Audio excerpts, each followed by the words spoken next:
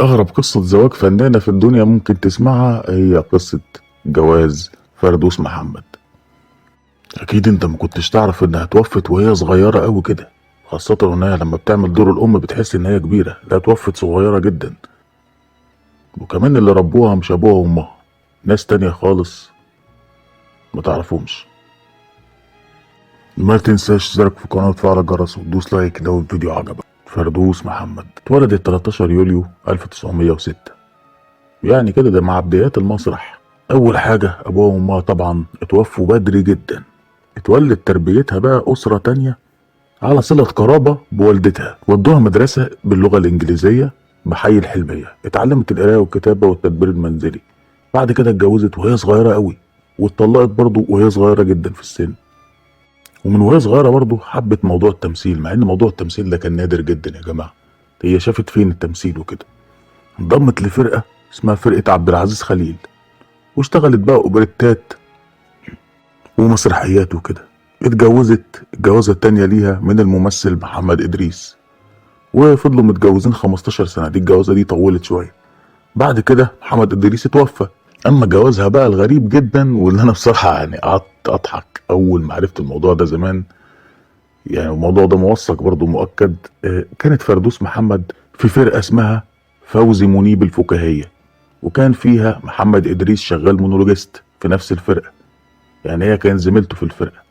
جالهم دعوة انهم يقدموا العروض بتاعتهم في فلسطين، لكن كل القوانين في مصر وقتها ما كانتش بتسمح لسفر اي فنانة مش متزوجة، لازم تكون متجوزة. فالفرقة طبعا اتعرضت لورطة كبيرة اوي. طب هنعمل ايه؟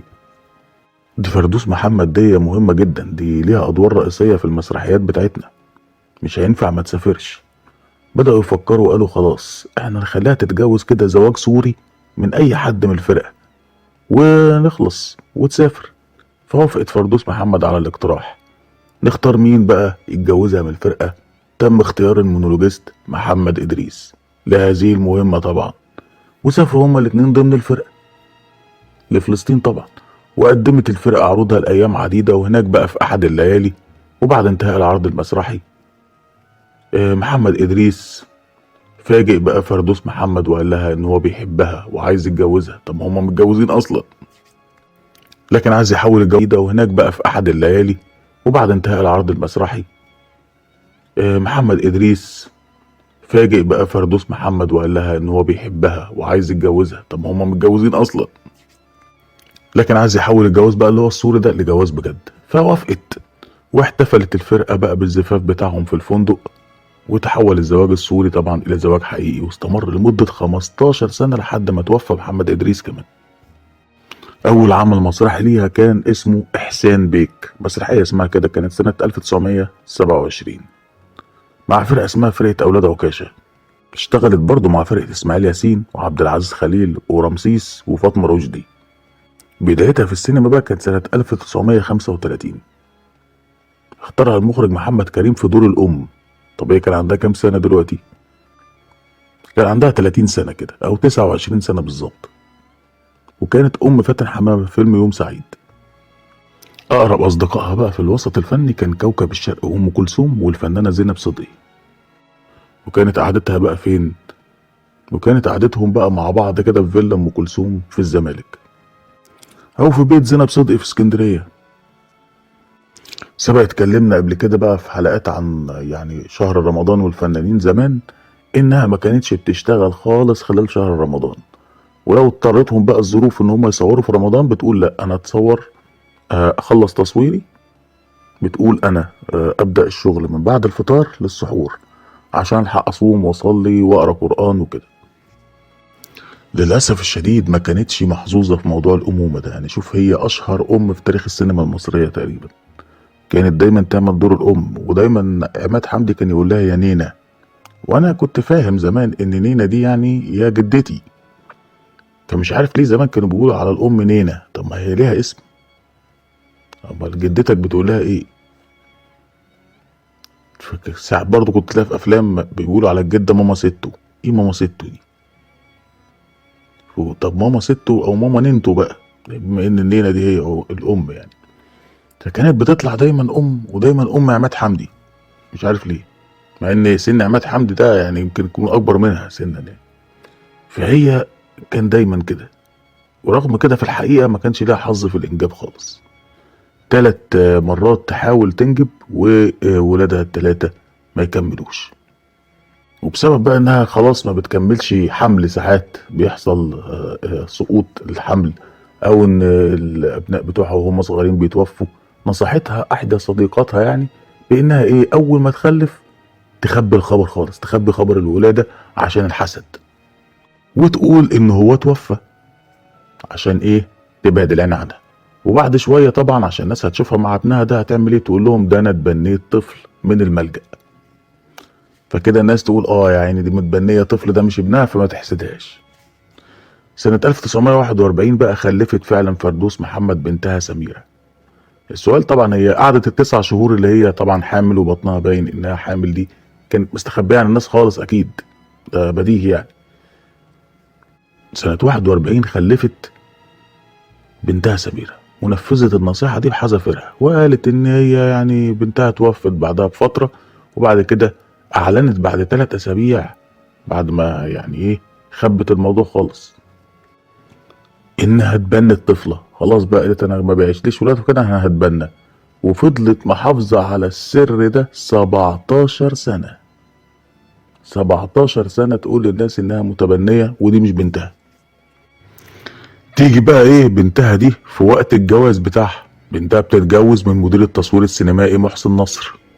الفرح كله لقاها بتعيط جامد جدا جدا بشدة، وقالت للناس كلها في الفرح ان دي بنتي، وان العروسة بنتي مش انا متبنياها ولا حاجة.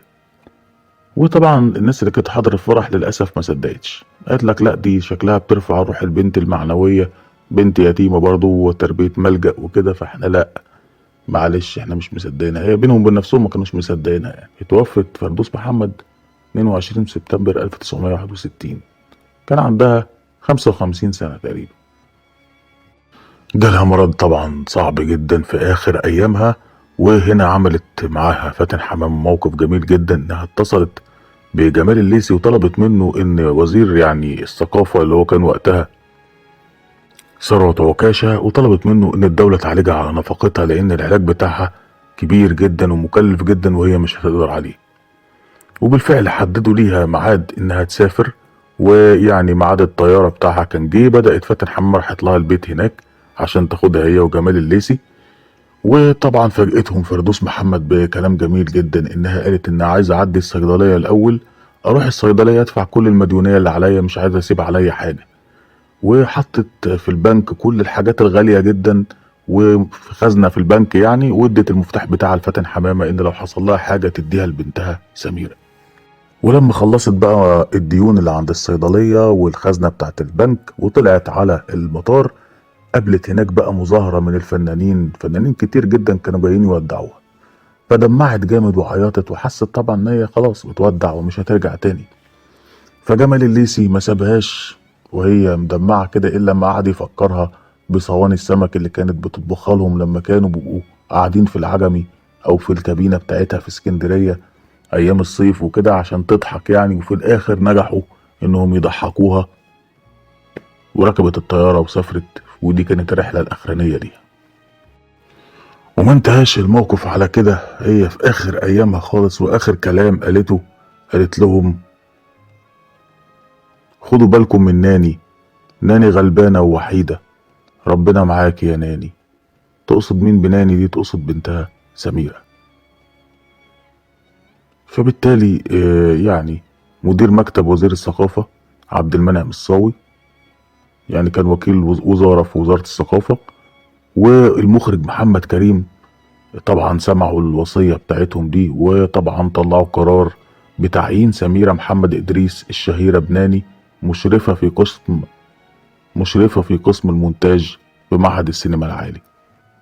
طبعا محمد كريم ده المخرج المعروف طبعا، وكان وقتها العميد بتاع معهد السينما. كان معروف عنها التدين الشديد، يعني مثلا في رمضان ما كانتش بتصور خالص، كانت بتاخد اجازة وبتقضيه في العبادات وقراءة القرآن والصلاة.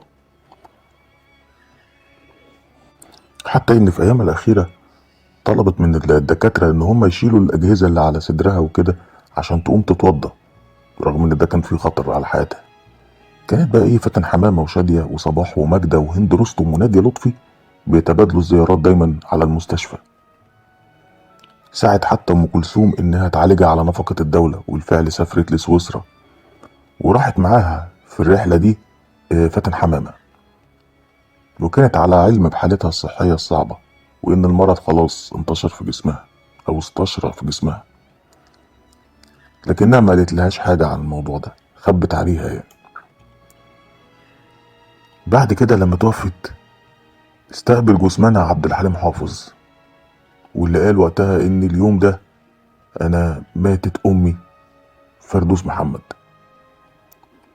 ودخل في نوبة بكاء بعدها وبكى معاه فنانين كتير جدا. كان من بينهم شادية، زينب صدقي، يحيى شاهين، شكري سرحان، رشدي أباظة، محمود المليجي، وفريد شوقي. آخر فيلم اشتركت فيه كان فرسان التلاتة، كان سنة 1962. طبعا هي ماتت 61، فالفيلم ده اتعرض بعد وفاتها. الفيلم اللي قبله كان عنترة بن شداد. بعد كده مجموعة أفلام بقى سنة 60 اشتغلت في حوالي 8 أفلام: زوجة من الشارع، معا إلى الأبد، حب حتى العبادة، عنتر يغزو الصحراء، غراميات امرأة، البنات والصيف، آخر من يعلم، احنا التلامذة، قلب دهب. كل ده في 1959 بقى، قبلها بسنة. ويعني كل سنة كان تقريبا ليه حوالي 7-8 أفلام. هي ما عاشتش كتير، في يعني سنها كان صغير جدا وقت وفاتها، ولكن هي 127 فيلم في 26 سنة. نقسمها كده مثلا هنقول في السنة حوالي 5-6 أفلام.